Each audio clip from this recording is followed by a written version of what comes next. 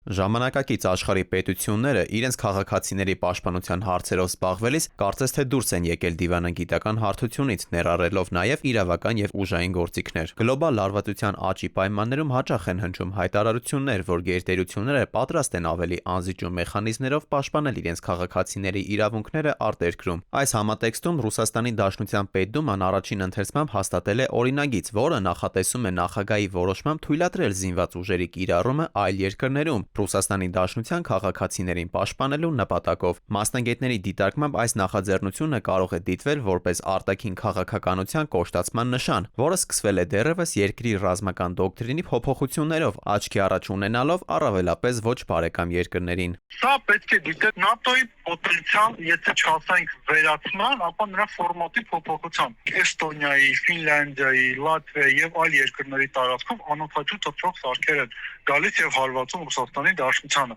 Ու տրամաբանական հարցը չի առաջանում, ռուսական կողմը ինչու է ամեն ինչին չի արձագանքում։ Դրա պատասխանը կարող է պայմանավորված լինի Ամերիկայի Միացյալ Նահանգների նախագահի քայլերով, ով հստակ գործողություններ է իրականացնում, որոնց տրամաբանական ավարտը պետք է լինի կամ ԱՄՆ-ի ՆԱՏՕ-ից դուրս գալը, կամ ՆԱՏՕ-ի ֆորմատի կտրուկ փոփոխությունը։ Ըստ գործող կարգավորումների Ռուսաստանի նախագահը իրավասու է տեղակայել երկրի զինված ուժերը նաև նախատեսված նպատակներից դուրս առանձին խնդիրներ կատարելու համար։ Նոր նախագիծը վերաբերում է այն իրավական գործընթացներին, որոնցում Ռուսաստանը կողմ չէ եւ որոնց իրավասությունը հիմնված չէ Ռուսաստանի հետ կնքված միջազգային պայմանագրի կամ ՄԱԿ-ի անվտանգության խորհրդի բանաձևի վրա։ Մասնագետների կարծիքով, եթե իրադարձությունները զարգանան այնպես, որ ԱՄՆ-ն դուրս գա ՆԱՏՕ-ից կամ վերանայի իր մասնակցությունը դաշինքում, դա կարող է հանգեցնել այն բանին, որ Ռուսաստանի 2021 թվականին առաջարկած անվտանգության երաշխիքների դրույթները գործնականում կյանքի կոչվեն։ Շատ է խոսում օրինակ նրա մասին, որ ռուսների իրավունքները նույն Լատվիայում, Լիտվայում, Էստոնիայում